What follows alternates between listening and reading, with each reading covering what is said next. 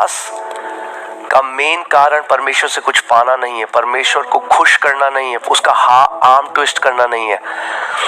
उपवास हम main reason से जो करते हैं वो ये है, आप अपने शरीरों को अपने अधीन ले आते हैं।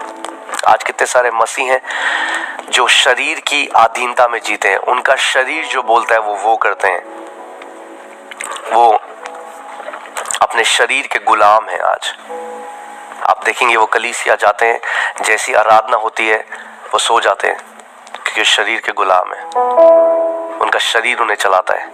अगर उनका मन नहीं करता वो नहीं करते, वो शरीर के और वचन हमें बताता है रोमियो 8 में, जो शरीर के अनुसार चलते हैं वह मृत्यु है, मगर जो आत्मा के अनुसार चलते हैं वे परमेश्वर के पुत्र हैं। तो फास्टिंग का एक पहला कारण जो है वो ये है कि हम अपने शरीर को जो आत्मा है उसकी अधीनता में लेकर आते हैं। उपवास करते हैं इज फॉर स्पिरिचुअल डायरेक्शन। पहला जो मैंने आपको बताया था वो था टू सबड्यू योर फ्लैश, अपने शरीर को आप आत्मा की अधीनता में लेकर आते हैं। दूसरा जो है वो है टू गेट स्पिरिचुअल डायरेक्शन, आत्मिक डायरेक्शन परमेश्वर आपको देता है। जब आप फास्टिंग करते हो तो जो परमेश्वर की आवाज है वो हमेशा से आपकी ओर है। बाइबल कहती है जिसके सुनने के कान है वो सुन ले, आत्मा कलीसिया से क्या कहता है। English Bible says what the spirit is saying to the churches. So आत्मा हर समय अपनी कलीसिया से, अपने लोगों से बात कर रहा है, मगर क्योंकि शरीर की आवाज इतनी लाउड है, क्योंकि शरीर हमारा इतना तेज रीति से चिल्लाता है, मुझे ये दे, अब मुझे ये दे, अब मुझे ये दे, तो कई बार क्या होता है, we miss on the voice of God. क्योंकि पवित्र आत्मा की जो आवाज है उसको जब बाइबल बताती है उसको बोला गया है स्टिल स्मॉल वॉइस, वो एक धीमी आवाज है। आप सोचो कभी आप अपने घर में हो और या आप कहीं रोड से कहीं जा रहे हो और वहाँ रास्ते में शादी हो रही है, बारात है और बहुत लाउड हल्ला चल रहा है, और उस हल्ले में आप कुछ कहना चाह रहे हो किसी को और वो सुन नहीं पा रहे। इसका मतलब ये नहीं आप कहना नहीं चाह रहे हो, मगर क्योंकि वहाँ पे इतना शोर है, इतना हल्ला है कि जो आपकी आवाज है वो दब गई उस शोर के अंदर। और ऐसे ही परमेश्वर लगातार अपने लोगों को गाइड कर रहा है। जोब 33:14, आयुब 33 उसके 14 अध्याय में बाइबल बताती है कि परमेश्वर एक तरीके से नहीं वरन अलग अलग तरीकों से अपने लोगों से बात करना चाहता है, मगर people do not comprehend him, मगर लोग उसकी आवाज को, उसकी वाणी को समझ नहीं पाते क्योंकि उनके शरीर की आवाज इतनी लाउड है। सो हम लोग जो ये उपवास कर रहे हैं, we are gonna subdue our flesh. कई लोग ऐसे हैं वो फास्टिंग करते हैं मगर वो टीवी देखते हैं। अगर आप वो करते हो तो आपका फास्टिंग करना बेकार है, क्योंकि फास्टिंग का उद्देश्य ही है बाकी शोर को कम करना। फास्टिंग का उद्देश्य ही है वो एक, कई लोग धार्मिक, जब हम पहले में मसीह में नहीं था, हम लोग कैसे फास्ट करते थे, फास्ट करा मगर उसके बाद सब कुछ करा जो हम करते हैं, खाना भी खा लिया, खाना नहीं खाया तो चिप्स खा लिए, 4 केले खा लिए तो वो फास्टिंग नहीं है, वो एक धार्मिक फास्टिंग है और उसका कोई भी रिवॉर्ड नहीं है। मगर जो मसीह में, हम निर्बुद्धियों की तरह, हम उन लोगों की तरह फास्टिंग नहीं करते जिनके पास प्रकाशन नहीं है। हमारे पास परमेश्वर ने प्रकाशन दिया अपनी आत्मा का। सो जब आप फास्टिंग करते हैं, कुछ भी ऐसा आप ना करें जिससे जो प्रभु आपको करना चाहता है आप उसको हिंडर करें, आप उसको रोकें, वो शोर बढ़ जाए।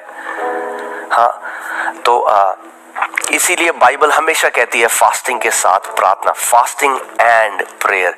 क्योंकि अगर आप फास्टिंग, यानी फास्टिंग सिंपली टर्म्स में इंग्लिश में लिखा है एब्स्ट्रेनिंग फ्रॉम फूड, खाने से अपने आप को दूर करना। अगर आप केवल खाना नहीं खाते मगर साथ में प्रार्थना नहीं करते, परमेश्वर के वचन पे मनन नहीं करते, तो फिर आप डाइटिंग कर रहे हैं।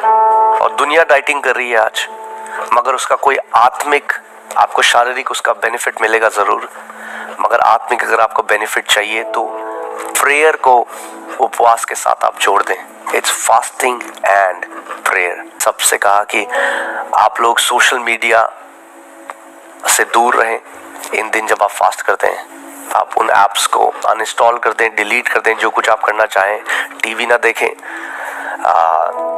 इन दिनों अपने आप को अलग करें। ये फास्टिंग का करने का मतलब ये है कि हम अपने आप को अलग कर रहे हैं कि ताकि हम लोग जो शोर हमारे जीवन में है वो शोर को हम लोग शांत करें और जो आत्मा की आवाज़ है उस डायरेक्शन को हम पाएं। और जब हम लोग ये 21 दिन की फास्टिंग कर रहे हैं, आप डायरेक्शन मांगिए। अगर आप मिनिस्ट्री करते हैं तो मिनिस्ट्री के लिए मांगिए। अगर आप जॉब करते हैं, जो कुछ भी आप करते हैं, आप परमेश्वर से बोलिए, प्रभु तू मुझे डायरेक्शन दे इस साल के लिए, तू मुझे इंस्ट्रक्शन दे पिता, तू मेरा चरवाहा है, तू मुझे बता इस साल मैं क्या करूं। और मैं आपको कुछ प्रैक्टिकल चीज़ें बताता हूं फास्टिंग की, उसके बाद मैं थोड़ा वचन से आपको बताऊंगा। कई लोग कहते हैं हम लोग कैसे फास्टिंग करें, 1 मील छोड़े, 2 मील छोड़े, 3 मील छोड़े। देखिए बाइबल में कोई एक फॉर्मूला नहीं है फास्टिंग का, ठीक है। कई लोग सीधे 40 दिन के उपवास में चल जाते हैं, जबकि उन्होंने कभी भी छोटे पहले उपवास नहीं रखे। मैं उसको रेकमेंड नहीं करता क्योंकि फिर उनकी तबीयत खराब हो जाती है, हॉस्पिटल एडमिट हो जाते हैं। The strength is built little bye little. कुछ भी चीज करने का जो बल है वो हल्के हल्के करके बिल्ट होता है। सो अगर आपने आज तक उपवास नहीं करा है और ये पहली बार आप उपवास कर रहे हो, तो मैं आपको ये गाइड करूंगा कि जो है ब्रेकफास्ट और लंच आप स्किप कर सकते हैं और आप डिनर कर सकते हैं हर एक रात को।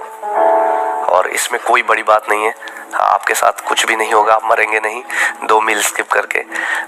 भूख लगेगी क्योंकि वो आपके शरीर की आदत है, आपका शरीर भूख मांगेगा, मगर जब आपको भूख लगे तब आप 1 गिलास पानी पी सकते हैं। और फिर अपने दिमाग को प्रभु के पास लगाइए। स्पेशली अगर आप जॉब कर रहे हैं और आप हार्ड वर्किंग जॉब कर रहे हैं, तो ये फास्टिंग मैं आपको रेकमेंड करूंगा कि आप डिनर करिए, आप ब्रेकफास्ट और लंच स्किप कर सकते हैं। और वो लोग जो लंबे फास्ट में जाना चाहते हैं, मैं आपको ये बोलना चाहता हूँ कि कई बारी लोग क्या करते हैं, वो लंबे फास्ट में जब जाते हैं तो बहुत बारी चाय पीते हैं और चाय में शुगर होता है।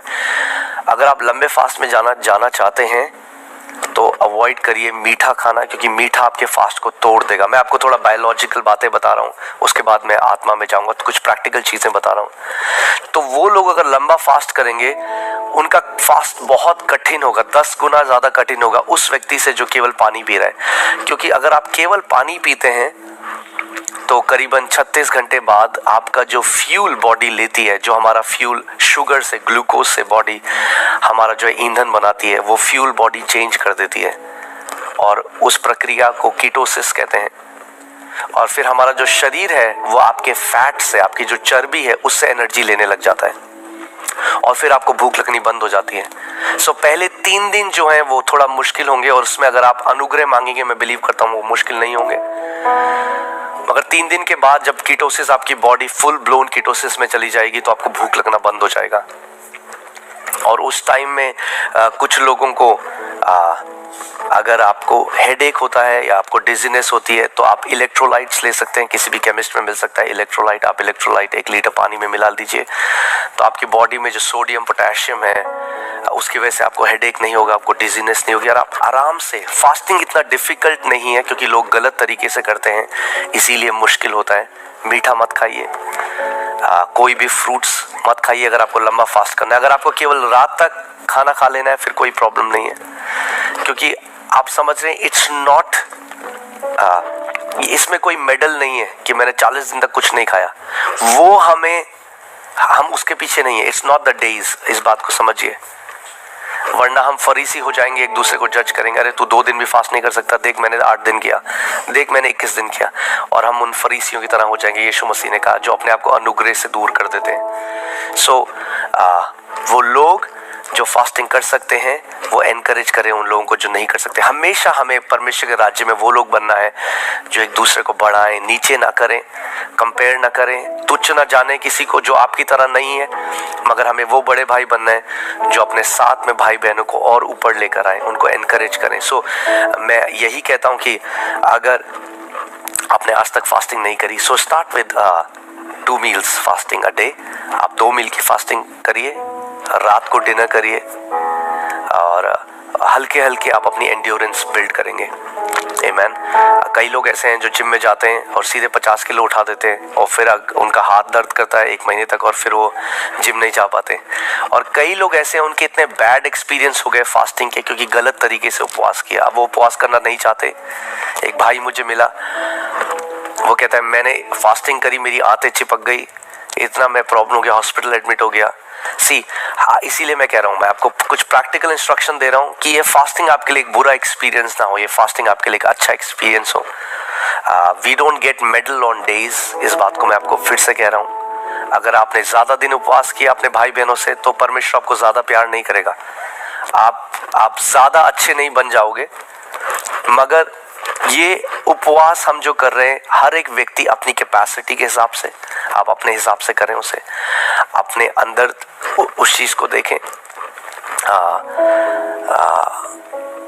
कोई यहाँ पे कह रहा है कॉन्स्टिपेशन हो जाता है जबरदस्त, तो आप पानी पिए, ड्रिंक लॉट्स ऑफ वाटर, जितना ज़्यादा हो सकता है आप उतना पानी पीजिए जब आप उपवास करते हैं, कि ताकि आपको कॉन्स्टिपेशन ना हो। और जब कभी आपको भूख लगे, जब कभी हंगर पैंग्स आपको परेशान करे, फिर लगे बहुत तेज भूख लग रही है, तो आपके शरीर को खाने की ज़रूरत नहीं है, आपके शरीर को आदत है खाने की, इसलिए वो खाना मांग रहा है, ज़रूरत नहीं है, क्योंकि बहुत फैट हम सबके शरीर में है।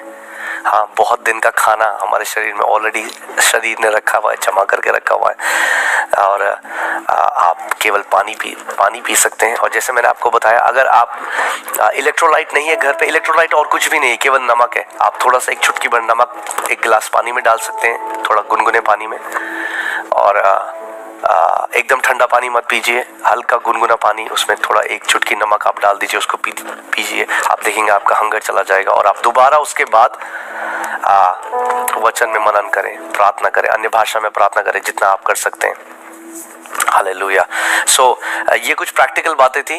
कई बारी जब मैंने फास्ट करना शुरू किया, किसी ने मुझे प्रैक्टिकल नहीं बताया, हर कोई कहता था उपवास करो, मगर स्टार्टिंग में जब मैंने उपवास किया मेरी तबीयत खराब होने लग गई, क्योंकि किसी ने मुझे इंस्ट्रक्ट नहीं किया, कोई मुझे सिखाने वाला नहीं था कि प्रैक्टिकल तरीका कैसे है जिससे हम उपवास कर सकते हैं। फास्टिंग इतनी डिफिकल्ट नहीं है जितनी लोगों को लगती है, क्योंकि कोई इंस्ट्रक्शन देने वाला नहीं है। मैं आपको आज प्रैक्टिकल इंस्ट्रक्शन दे रहा हूँ कि आप 1 चुटकी नमक डालिए, मीठा आपका फास्ट तोड़ देगा। सो अगर आपको लंबा फास्ट करना है, आपकी बॉडी कीटोसिस में नहीं जाएगी। अगर आप समझे आप खाना भी नहीं खा रहे, आप चाय पी रहे हैं, तो क्या हुआ, आपके शरीर में कोई खाना नहीं है, मगर आपकी बॉडी फ्यूल चेंज नहीं करेगी, क्योंकि मीठा आपके शरीर में जा रहा है और मीठे को तोड़कर एनर्जी बनाने की कोशिश करेगी, ऊर्जा बनाने की कोशिश करेगी, और आप मिजरेबल हो जाएंगे। आपको लगेगा कि क्यों इतना मुश्किल है फास्ट। सो avoid sugars, avoid drinking tea. अगर बहुत ज़्यादा आपको लगता है कि आपको नहीं कंट्रोल हो रहा है, तो आप ग्रीन टी ले सकते हैं, ब्लैक कॉफ़ी ले सकते हैं बिना चीनी के। और फिर अगर कई लोग यहाँ पे कह रहे हैं मैं बहुत ट्रैवल करता हूँ, मैं ऑफिस जाता हूँ, जैसे मैंने आपको कहा, फिर से कोई डंडा नहीं रख रहा है आपके सर पे कि आपको नहीं खाना है। जैसे मैंने कहा, आप दो मील का फास्ट करके आप रात को डिनर कर सकते हैं, मगर ज़्यादा ज़रूरी है कि आप प्रार्थना में बने रहें। ज़्यादा ज़रूरी है हम राइट हार्ट से फास्टिंग करें। हम शो ऑफ करने के लिए, हम दिखाने के लिए, अपनी आत्मिकता दिखाने के लिए हम फास्टिंग नहीं कर रहे। मेडिकल रीज़न है, मैं समझता हूँ। प्रेग्नेंट मॉम्स हैं तो आप उसको अवॉइड करें। अगर आप प्रेग्नेंट हैं, अगर आपकी मेडिकल कंडीशन है तो आप उसको अवॉइड करें। मगर अगर आप बिल्कुल सही हैं और आप 1 मील भी नहीं छोड़ सकते, तो आप you are under the domain of flesh, आप शरीर की अधीनता में। जब आप फास्टिंग करें तो आप एक्सपेक्ट करें कि प्रभु की डायरेक्शन आएगी, परमेश्वर आपसे बात करेंगे, और आप उस चीज़ को लिखिए, मनन करिए वचन को, सुबह और शाम वचन पढ़िए, अपने आप को अलग करिए,